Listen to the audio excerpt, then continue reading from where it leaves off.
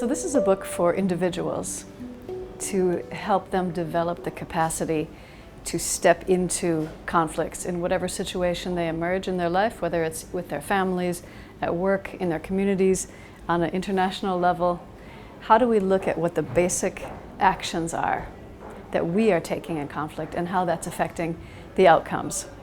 And with this book, I created a very practical tool, and I made it a tool that you can return to over and over again. So you can open it to any page on any day. You don't have to read 10 chapters to get to the point where you want to get to. You can come with your current situation and say, okay, I want to change something about what's happening here. I don't know what it is. I want to have some ways to think about it. So this book offers a series of principles, and these principles function like signposts that say, okay, you're going this way or you're going this way.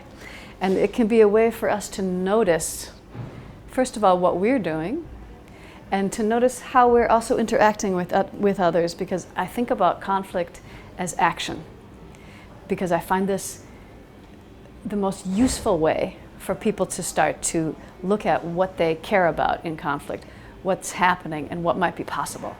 So to say, okay, what am I paying attention to, is primarily what these principles help us do.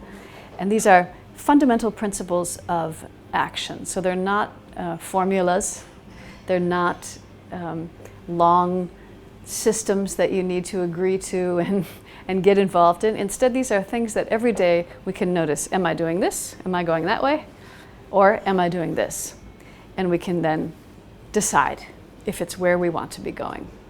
So it's kind of like a guidebook that gives you signposts that let you see where you are so that you can decide where you want to go.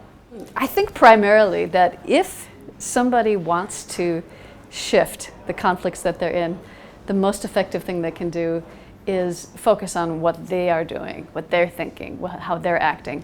And so I've written it for people who find themselves in a situation where they say, it's not good what's happening right now.